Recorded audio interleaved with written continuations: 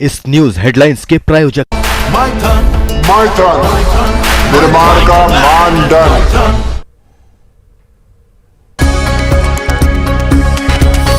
प्रधानमंत्री नरेंद्र मोदी से बिहार के दोनों डिप्टी सीएम की चल रही मुलाकात। बिहार के विकास पर पीएम से ले रहे मार्गदर्शन। पीएमसीएच से लेकर डीएमसीएच तक की चरमराई स्वास्थ्य व्यवस्था। ओपीडी सेवा पूरी तरह से ठप। जूनियर डॉक्टर्स की हड़ताल से मरीज परेशान। आरा में युवा आरजेडी नेता रवि यादव की गोली मारकर हत्या। सुपौल में 13 साल के मासूम की अपराधियों ने की निर्मम हत्या। दरभंगा सोना लूट मामले में 15 दिन बाद भी पुलिस के हाथ है खाली। पीड़ित स्वर्ण व्यवसायी की दुकानदारी पर संकट। 5 करोड़ के माल लूटे जाने के बाद दुकान हुई खाली।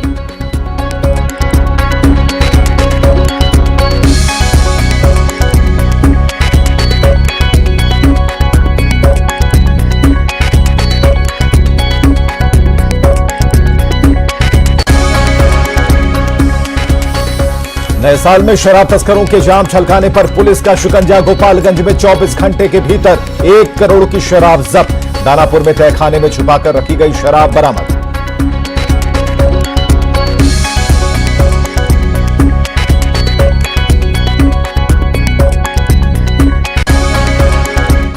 इस न्यूज हेडलाइंस के प्रायोजक माइथन निर्माण का मानदंड।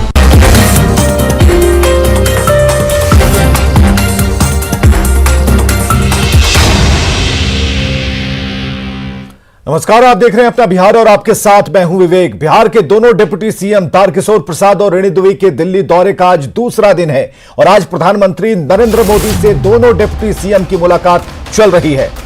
मुलाकात से पहले डिप्टी सीएम ने कहा कि पीएम से मुलाकात में बिहार के विकास पर बात होगी। तो बिहार के विकास को लेकर हो रही है चर्चा और मुलाकात का दौर चल रहा। आत्मनिर्भर बिहार पर पीएम से मार्गदर्शन लेंगे। तो बिहार के दोनों डिप्टी सीएम दिल्ली पहुंचे। कल भी उनका काफी बिजी शेड्यूल रहा और आज प्रधानमंत्री से मुलाकात हो रही है। आत्मनिर्भर बिहार पर प्रधानमंत्री का मार्गदर्शन लेंगे। डिप्टी सीएम ने यह साफ किया कि सरकार में किसी तरह की कोई कठिनाई नहीं है। जल्द ही मंत्रिमंडल का विस्तार होगा। और कल तारकिशोर प्रसाद और रेणु देवी ने राष्ट्रपति भवन जाकर राष्ट्रपति रामनाथ कोविंद से मुलाकात की थी और बिहार के विकास के लिए मार्गदर्शन लिया था। वहीं कल शाम को गृह मंत्री अमित शाह से भी दोनों नेताओं ने मुलाकात की थी। से हम सब शिष्टाचार भेंट करेंगे और उनका आशीर्वाद प्राप्त करेंगे और उनका मार्गदर्शन भी लेंगे कि आने वाले दिनों में जो एजेंडा उन्होंने आत्मनिर्भर भारत और आत्मनिर्भर बिहार का दिया है और उसके जो कई बिंदु हैं, फिर 7 निश्चय पार्ट 2 के भी कई बिंदु हैं, उन सबों को मिलाकर हम सबों ने जो एक खाका बनाया है बिहार के विकास के लिए, उस पर उनका मार्गदर्शन प्राप्त करेंगे, उनका आशीर्वाद प्राप्त करेंगे। और पीएम से मुलाकात के पहले रेणु देवी ने कहा कि उनके सरकार की कोशिश विकसित और आत्मनिर्भर बिहार बनाने की है और साथ ही उन्होंने कहा कि राज्य में अभी अपराध की जो थोड़ी बहुत घटनाएं हो रही हैं वो जल्द ही कंट्रोल कर ली जाएंगी। इतना नजर बिहार पे है कि बिहार एक पिछड़ा राज्य है, उसको कैसे विकसित किया जाए, उसमें दोनों माननीय हमारे नीतीश जी भी और माननीय हमारे प्रधान मोदी जी का स्नेह प्यार माननीय नीतीश जी पर भी है। पूरा से पूरा योगदान कर रहे हैं कि बिहार को हम विकसित बिहार बनाएं, इसके लिए काम चल रहा है।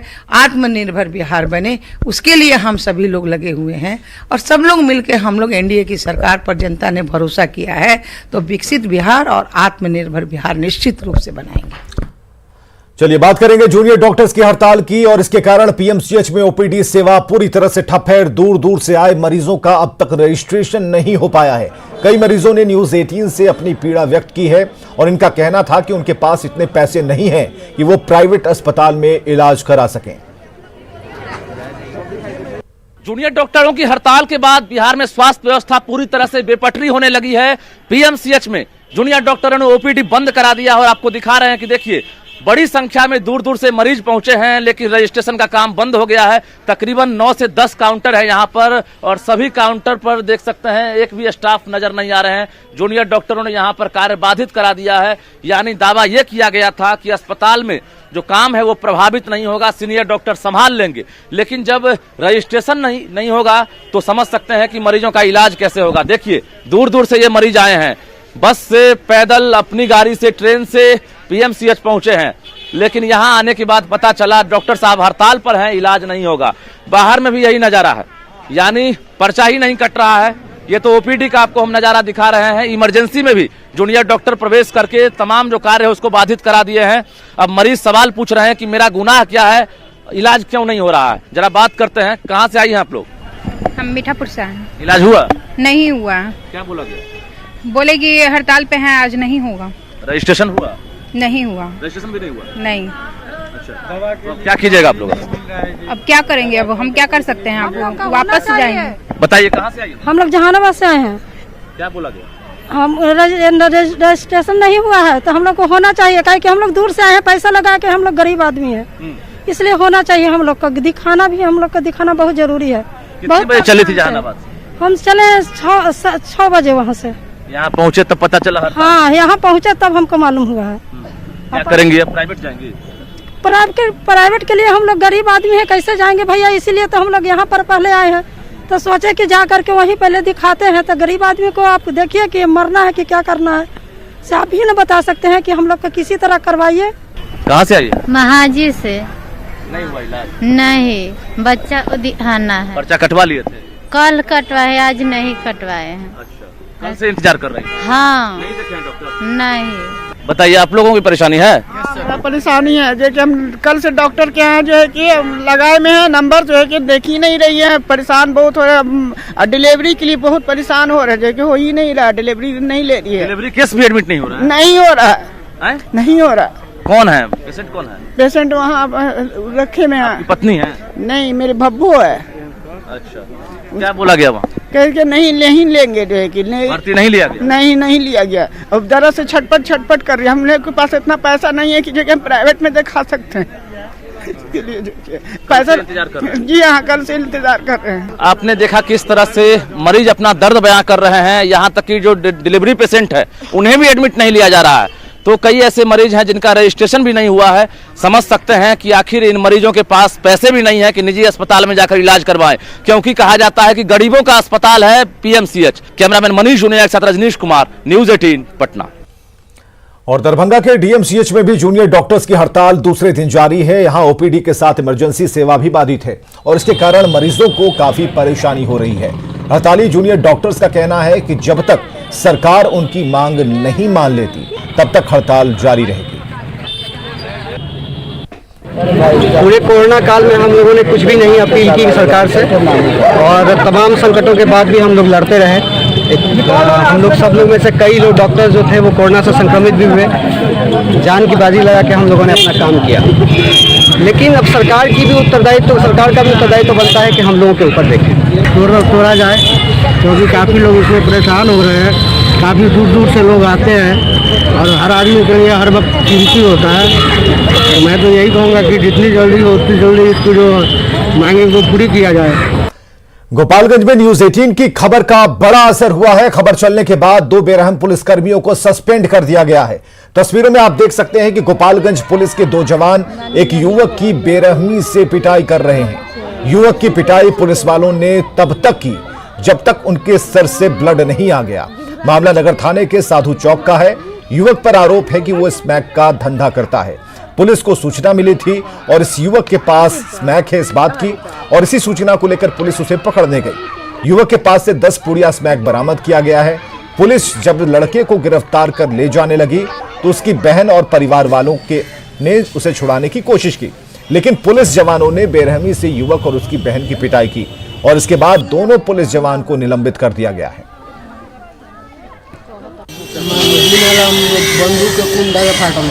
कौन मारा? पुलिस मारा। कहाँ की पुलिस थी? टाउन था। क्यों मार रही थी पुलिस? वो हम खड़ा थे इसलिए दौड़ा दिया लोग। हमारा बहन को भी मारा है। बहन को भी पीटा? कोई बचाया नहीं आप लोग को? कोई परेशानी नहीं है। सर पे कैसे चोट लगा है? बंदूक के कुंडा से मारा है। किसने मारा? यही जो सिपाही थे लोग। भोजपुर जिले में अपराधी बेखौफ हो गए हैं। आरा सासाराम मुख्य मार्ग पर गढ़हनी के पास आरजेडी के युवा नेता रवि यादव का शव बरामद हुआ है। शव को पास से 3 खोखा बरामद हुआ। रवि यादव के सिर में गोली मारी गई। गोली लगने से ही रवि यादव की मौत हुई है। आरजेडी के युवा नेता की हत्या के बाद इलाके के लोग आक्रोशित हैं।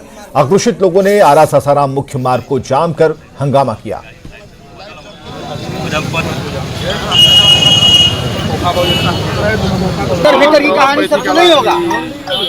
इधर गोपालगंज में आरजेडी जिलाध्यक्ष और हथुआ के नवनिर्वाचित आरजेडी विधायक राजेश कुमार सिंह पर दबंगई करने का आरोप लगा है। आरोपों के मुताबिक उनकी सुरक्षा में लगे जवानों की तरफ से विवादित जमीन पर फायरिंग कराई गई और मारपीट की गई। इस मामले में हथुआ के ITI मोड़ निवासी समैया सिद्दीकी ने आरजेडी विधायक के खिलाफ हथुआ थाने में शिकायत दर्ज कराई है। हालांकि इस मामले में आरजेडी विधायक ने किसी भी तरह की फायरिंग की घटना से इनकार किया है। उल्टा अपने ही गाड़ी का शीशा तोड़ने का आरोप लगाया। नहीं सर, बाहर कैसे जाओ? नहीं सर। जेडीयू ने एक बार फिर साफ किया है कि लॉ एंड ऑर्डर से कोई समझौता नहीं होगा। बिहार में कानून का राज है और कानून का राज रहेगा। जेडीयू ने सीएम की समीक्षा बैठक का स्वागत किया है। खड़ा होता है और सवाल खड़ा होते रहेंगे, लेकिन बिहार की सरकार और बिहार के मुख्यमंत्री जिस स्तर पर काम शुरू किए हैं और उनकी नीयत बिल्कुल साफ है कि राज्य को किस तरह से चलाना है, राज्य में किस तरह से विधि व्यवस्था कायम करना है, उसके लिए समय समय पर अधिकारियों को निर्देश देना, समीक्षा करना अनिवार्य है, जो काम मुख्यमंत्री जी कर रहे हैं। और मैं समझता हूं कि बिहार में जिस तरह से कानून का राज स्थापित करना चाहते हैं, उस दिशा में मुख्यमंत्री जी लगातार पहल कर रहे हैं। नए साल पर शराबबंदी वाले बिहार में जाम छलकाने की पूरी तैयारी की जा रही है, लेकिन शराब तस्करों की इस कोशिश को विफल करने में पुलिस लगी है। दानापुर के नरगदा गांव से शराब की बड़ी खेप बरामद हुई है। वहीं गोपालगंज से पुलिस ने 24 घंटे के भीतर 1 करोड़ की शराब जब्त की है। 2 तस्वीरों में आप देख सकते हैं कि कैसे दानापुर में तहखाने में शराब छिपाकर रखी गई थी। वहीं गोपालगंज में शराब के साथ 16 लाख रुपए मूल्य की दवा की तस्करी हो रही थी। हालांकि चुस्त पुलिस की वजह से नशे के सौदागरों का प्लान फेल हो गया।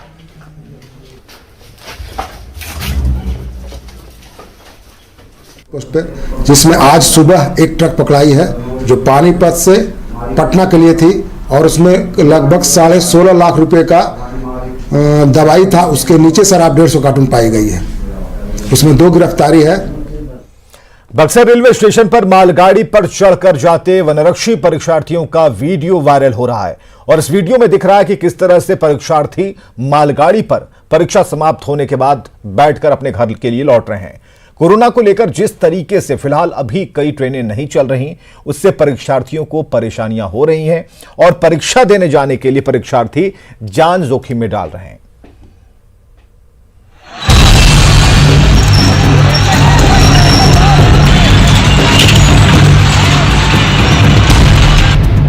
मालगाड़ी के खाली रैक को लेकर इंजन आगे बढ़ी। धीरे धीरे रफ्तार बढ़ती गई और उस पर सवार वनरक्षी परीक्षा के उम्मीदवार भी बढ़ते चले गए।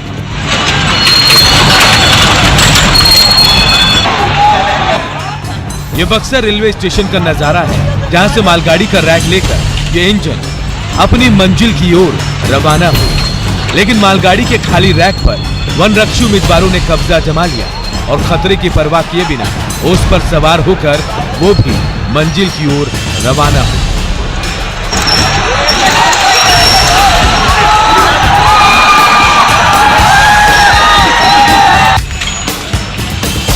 ये वीडियो इन दिनों सोशल मीडिया में तेजी से वायरल हो रहा है।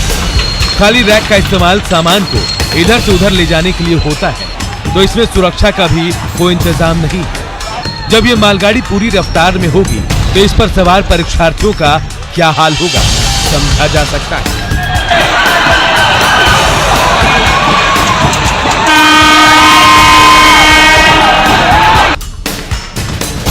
लेकिन जिस तरह से इस पर ये परीक्षार्थी सवार हो गए, उससे हादसे की आशंका बनी हुई है। कोरोना काल में सीमित संख्या में ही एक्सप्रेस और लोकल ट्रेनें चल रही हैं। इससे अक्सर रेल यात्रियों के साथ साथ डेली पैसेंजर और परीक्षार्थियों को परेशानियों का सामना करना पड़ता है। लेकिन ये परीक्षार्थी जिस तरह से इन खाली मालगाड़ियों पर सवार हो गए हैं, उससे सुरक्षा को लेकर भी कई गंभीर सवाल खड़े हो गए हैं। पुष्पराज, न्यूज़ 18 बक्सर। आरजेडी के प्रदेश अध्यक्ष बार बार अनुशासन की बात करते रहते हैं, लेकिन पार्टी में दूसरे नंबर के नेता तेजस्वी यादव को जगदा बाबू का अनुशासन पसंद नहीं।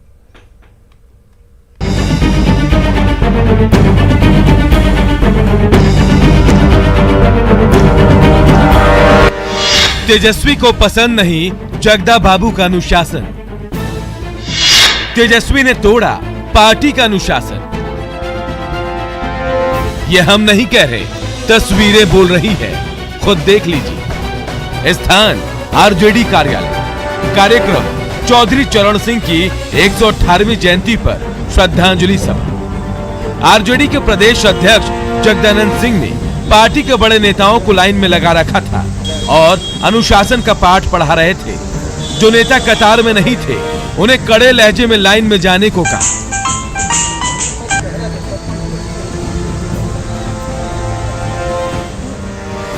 पूर्व मंत्री और विधायक जगदानंद सिंह के आदेश का पालन कर रहे हैं और चौधरी चरण सिंह की फोटो पर माल्यार्पण के लिए अपनी बारी का इंतजार करते रहे। लाइन में सबसे आखिर में खुद जगदानंद सिंह खड़े थे और सब कुछ अनुशासित लग रहा था।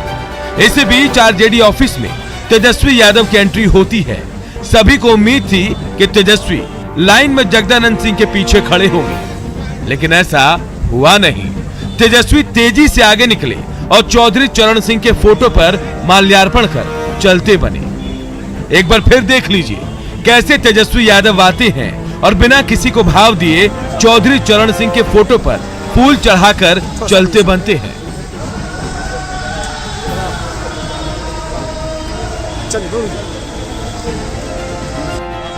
क्या लाइन और क्या अनुशासन। अब सवाल यह है कि क्या ऐसे पार्टी में अनुशासन कायम होगा और क्या तेजस्वी यादव पर पार्टी का अनुशासन लागू नहीं होता। हालांकि बाद में जगदानंद सिंह ने सफाई दी और कहा कि तेजस्वी यादव को प्रेस कॉन्फ्रेंस करनी थी, जबकि जेडीयू के नीरज कुमार ने आरजेडी के अनुशासन पर सवाल उठाया है। यदि हम उदय नारायण चौधरी, श्याम रजक या हमारे जनरल सेक्रेटरी या तनवीर भाई या सिद्दीकी जी, यदि हम लोग नहीं खड़े होंगे लाइन में, तो कल हम जाने वाले हैं। ये नई पीढ़ी ही आने वाली है आगे।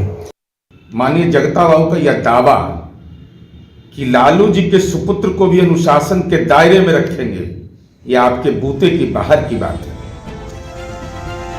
नीरज कुमार के आरोप को अगर गंभीरता से ना भी ले तो ये तस्वीरें चीख चीख कर कह रही हैं कि पार्टी के दूसरे सबसे बड़े नेता तेजस्वी यादव ही जगदा बाबू के अनुशासन के पाठ को पलीता लगा रहे हैं। न्यूज़ 18 के लिए पटना से शैलेंद्र साहिल की रिपोर्ट। और यहां रुकेंगे एक छोटे से ब्रेक के लिए। कटिहार से 5 अफगानी नागरिकों की गिरफ्तारी के बाद अब भी फरार एक अफगानी नागरिक और इन सभी को आश्रय देने वाला चौधरी मोहल्ले का मकान मालिक मुनाजिर हुसैन फरार है। इन दोनों की गिरफ्तारी फिलहाल कटिहार पुलिस के लिए चुनौती है। पुलिस इसके लिए छापेमारी कर रही है, लेकिन कभी एक छोटी सी दुकान, टीवी की दुकान चलाने वाले मुनाजिर हुसैन का अब कैसा है सामाजिक रुतबा, बता रहे हैं हमारे सहयोगी सुब्रत। ये कटिहार चौधरी मोहल्ला का वो इलाका है जहां हाल के दिनों में 5 विदेशी नागरिक पकड़े जाने के बाद पूरा चर्चा जोर पर। आपको दिखाते हैं, ये फैमिली फ्लैट के लिए संपर्क करें। ये उनका भाई है और ये पूरा मकान जो मुनाजिर जी का है, जिनके द्वारा ही इन 5 नागरिक को भाड़ा दिया गया था। हालांकि फिलहाल पुलिस के माने तो इस घटना के बाद से वो फरार है और पुलिस और इंटेलिजेंस की टीम लगातार उनके साथ साथ एक और विदेशी नागरिक जो फरार बताए जा रहे हैं उनको दबोचने के लिए छापेमारी कर रहे हैं और हो सकता है कि उनको सामने आने के बाद और कई विषय पर जो पर्दा बना हुआ है वो पर्दा उठेगा। फिलहाल उनके द्वारा भाड़ा लगातार उनके दिया जाता था, ये उनके बजाता उसका इश्तिहार भी छपा हुआ है। ये वो मकान है, ये उनका निजी मकान है जहां सभी भाइयों के साथ मुनाजिर जी रहते थे। फिलहाल घटना के बाद से अब तक वो फरार है और पुलिस लगातार छापेमारी कर रहा है। इसे लेकर अब आगे जो भी अपडेट आएगा फिर आप तक पहुंचाते रहेंगे। सुब्रत, न्यूज़ 18 कटिहार। दरभंगा में 5 करोड़ के सोना लूट मामले में 15 दिन बीतने के बाद भी पुलिस के हाथ अब तक खाली हैं। कुछ संदिग्धों की गिरफ्तारी के बाद पुलिस ने दावा किया था कि जल्द ही लूट का सोना बरामद कर लिया जाएगा और पूरे मामले का खुलासा होगा, लेकिन अब तक इस मामले का खुलासा नहीं हो सका है।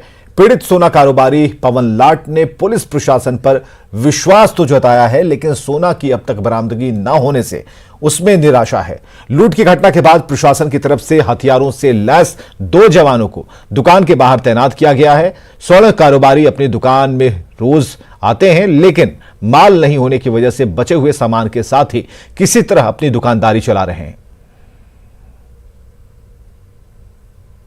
14 दिन हो गए, इसलिए कि हम कल गए थे, सीनियर आईजी साहब से भी भेंट किए, एसएसपी साहब से, सिटी एसपी साहब से भी मुलाकात किए। उन्होंने कहा कि पुलिस हमारा सारा डिपार्टमेंट अभी आप ही के केस में लगा हुआ है, कोई दूसरा केस नहीं है और बहुत हद तक हम लोग नज़दीक हैं।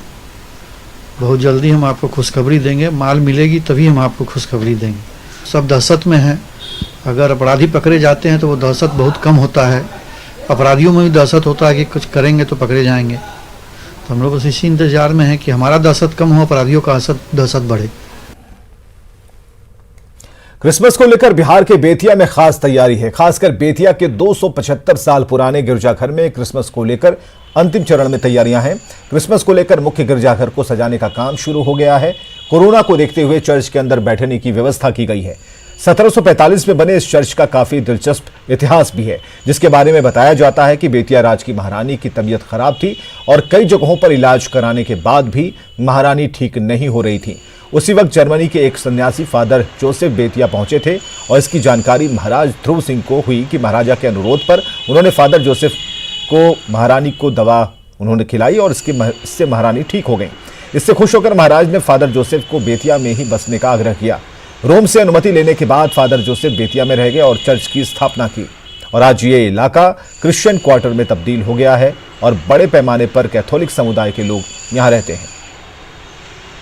और महाराजा इतने खुश हो गए हैं कि देश विदेश में भी इलाज कराने के बाद जो महारानी स्वस्थ नहीं हो रही थी वह पूर्ण रूप से एकदम स्वस्थ हो गई है। और तब महाराजा ने उनसे निवेदन किया कि फादर आप यहीं रह जाइए और मैं आपको रहने के लिए सब जगह दूंगा। लेकिन बाद में महाराजा को संत पिता रोम को चिट्ठी लिखना पड़ा अनुमति के लिए कि यहाँ कलीसिया की स्थापना की जाए। मैं पूरी तरह से जिसके बाद स्थापना हाँ, और उसके बाद से यहाँ 1745 ईस्वी में ईसाई कलीसिया की स्थापना हो गई। और बेतिया के क्रिश्चियन क्वार्टर मोहल्ले में तैयारी का जायजा लिया प्रफुल्ल कुमार ने। क्रिसमस पर्व को लेकर उत्साह का माहौल है और अभी मैं खड़ा हूं बेतिया के क्रिश्चियन क्वार्टर मोहल्ले में। आप देख सकते हैं कि हर घर में इस पर्व को लेकर कितना उत्साह है। हर घर को सजाया गया है, लोग अपने घरों पे खूबसूरत डेकोरेशन कर रहे हैं और इस पर्व को उत्साहपूर्वक मना रहे हैं। हम एक घर में चलते हैं और जानते हैं कि कैसे होती है तैयारी और क्या कुछ विशेष होता है आज के दिनों में क्रिसमस के अवसर पे। अब देखिए किस तरह से इस घर को सजाया गया है और कितना खूबसूरत डेकोरेशन किया गया है। उत्साह का माहौल है और लोग अपने अपने घर को सजा रहे हैं और अलग से खाने पीने की जो सामान है उसमें भी काफ़ी बेहतर व्यवस्था होता है। हमारे साथ घर की एक महिला है, हम जानना चाहेंगे क्या कुछ कैसा उत्साह होता है और क्या कुछ करती हैं आप लोग। क्योंकि प्रभु यीशु का जन्म हम सबों के लिए एक प्यार संदेश और क्षमा का मैसेज देता है, तो जैसे आप सबों के घरों में बर्थडे की तैयारी होती है वैसे ही हर एक ख्रिस्ती के घर में भी प्रभु यीशु के जन्म की तैयारी होती है। अब वो चाहे पकवान के रूप में हो, कपड़े के रूप में हो, सजावट के रूप में हो, हर तरह से जैसे बर्थडे का ट्रेडिशन हम घरों में करते हैं बर्थडे की तैयारी, वही चीज़ स्पेशली बर्थडे स्पेशल होता है केक। इसीलिए क्रिसमस में केक की प्रधानता है। हम सभी जानते हैं अपने अपने बर्थडे में सब कोई केक काटता है। आज तो क्या कुछ होता है? कल तो क्रिसमस है, आज खाने में क्या कुछ आज ही विशेष है खाने में स्पेशली फिश। हम लोग सब जानते हैं फिश शुभ माना जाता है, तो मछली बनती है।